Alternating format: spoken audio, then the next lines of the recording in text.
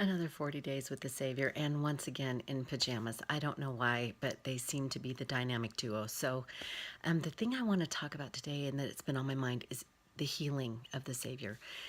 Yesterday, probably because this weekend, but especially yesterday, our family got hit with this flu, the stomach flu, and I watched as my children were struggling, and even I ended up not feeling well. But watching my children struggle, I think that's the hardest thing as a parent. And seeing them not feel well, and then doing everything I could think of to help them be well.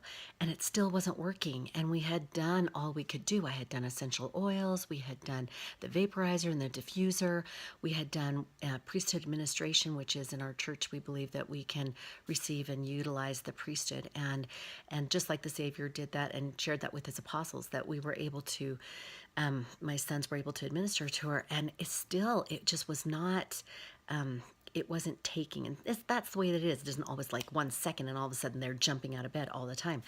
And so still later I was in the room with her and she was just writhing and so in pain, and it was awful as a parent. I don't think there's anything worse than seeing your children suffer, and there's nothing more you can do.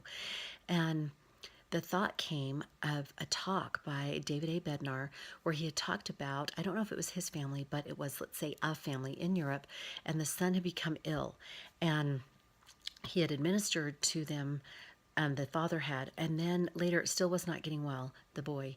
And so the mother decided she would add an extra prayer. And so she took his hand and she prayed a fervent mother prayer that administration and all that they had done would work together for his good and would be able to be enacted. And he got better. And I thought about that. And so I just sat down on the floor next to her and I took her hand and I just gave a prayer, a mother prayer. You know how we give that prayer of everything in our soul and our faith, and wanting her to be able to rest and be at peace. And it was amazing to me because that and melatonin, I gave it to her afterwards, and within 10 minutes, she was sleeping and she was resting. And it was such a joyful, peaceful happiness for me to see her be at peace and at rest. And this morning, she's doing so much better. And so I think about the Savior and his healing and how he was the whole package. He had everything that was needed to heal. And all he asked was, come.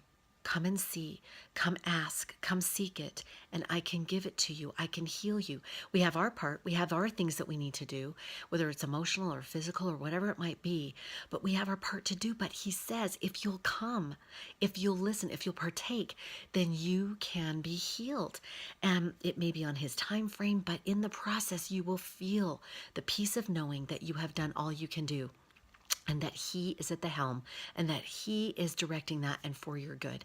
And I felt that. It was a really tender experience for me, and I'm grateful for the Savior's healing, that every time he went about doing good, he was healing and helping and easing the suffering of all those around him. And I know that we get to do that very thing, whether we're putting an arm around somebody or giving somebody essential oils or just feeding them homemade chicken noodle soup or just a prayer, a mother prayer. We can go about and do the same thing and be healing hands of the Savior.